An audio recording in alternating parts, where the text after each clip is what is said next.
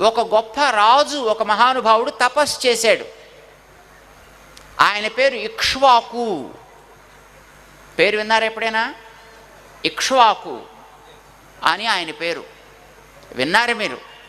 ఎక్కడ విన్నారో చెప్తా.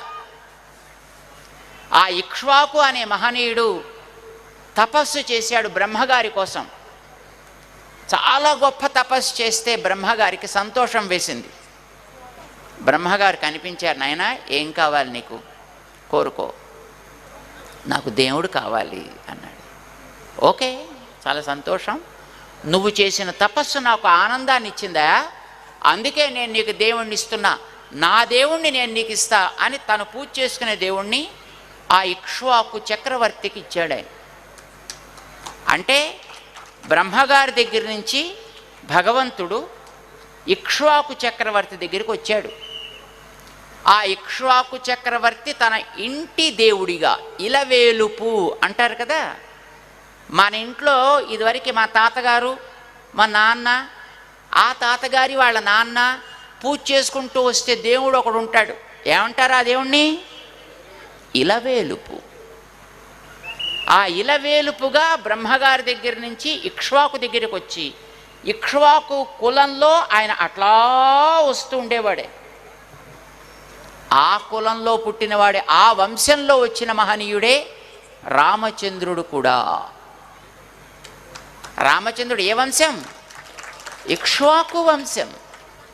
ఆ ఇక్ష్వాకు వంశంలో ఇలవేలుపుగా ఉండేటటువంటి దేవుడు బ్రహ్మగారి దగ్గరికి మొట్టమొదట ఒక చిన్ని రూపంలో వచ్చిన ఆయన. ఆ వచ్చినటువంటి రామచంద్రుడు రోజు శ్రద్ధగా ఆ దేవుణ్ణి పూజ చేసుకునేవాడు. ఆ దేవుడి పేరు నారాయణ అని పెట్టుకున్నారు వాళ్ళు. రామచంద్రుడు ఏ పని చేసినా ఆ దేవుడి దగ్గర చెప్పి చేస్తుండేవాట. ఏ శుభకార్యం జరిగినా అక్కడే ఆరంభం చేసేవారట. పట్టాభిషేకం చేద్దామనుకున్నాడు రాముడికి వాళ్ళ నాన్నగారు. రేపు పొద్దున్న పట్టాభిషేకం చేయాలయా నీకు, ఈవేళ రాత్రంతా నువ్వు ఉపవాసం జాగారం చేయాలి, గుళ్ళోకి వెళ్ళి చెయ్యి అన్నాడు ఆయన.